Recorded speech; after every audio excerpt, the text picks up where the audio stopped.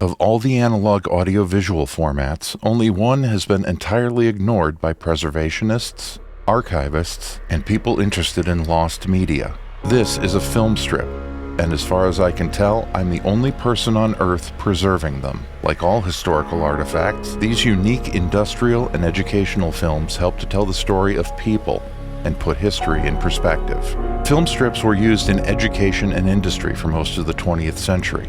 Unlike motion pictures, film strips had a series of still images that were projected onto a screen for an audience to view. In the 1960s, it became commonplace to have a soundtrack to go along with the film strip. Soundtracks first appeared on records and then cassettes. New projectors appeared that played the soundtrack and automatically advanced the film. But due to negligence or ignorance, many film strips were separated from their soundtracks. From the 1950s to the 1980s, most film strips were printed on a film stock called Eastman color that is notorious for uneven dye fading, leaving most a strong shade of red. The chemical binder on Eastman color also breaks down over time, causing complete loss of the film. Unfortunately, nobody bothered to preserve film strips the way they did 16mm industrial films or even VHS, and the vast majority have simply been thrown away. Of the remaining film strips that are out there, they're either in the hands of people who don't know they need to be saved, or worse yet, they're seen as antiques for collectors. Because film strips were printed on 35mm film, there are no great tools for preserving them in the consumer market. Machines made for archiving 35mm film are marketed to Hollywood and cost hundreds of thousands of dollars. The only way I can preserve them is by cutting them into pieces and scanning them with a flatbed scanner meant to scan 35mm photographs.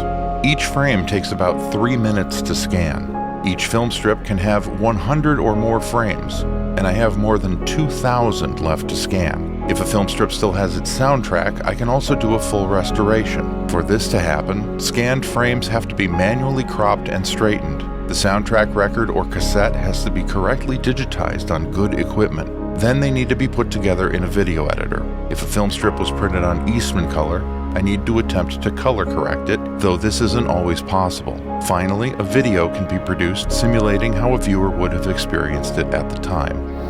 Well, this is the office of a dermatologist, masked marvel. Hollywood, universities, prominent archivists, and the Library of Congress have deemed film strips not worthy of saving.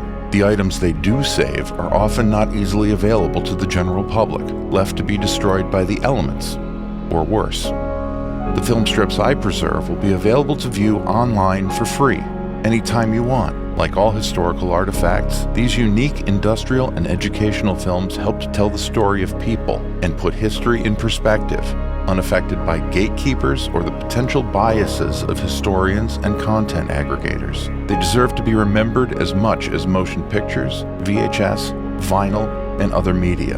Your support allows me to continue dedicating my time and energy to saving this format, covers operational expenses, and helps raise awareness of this endangered piece of history. I'm asking for the bare minimum I need to cover operating expenses. If you give more, I can do more.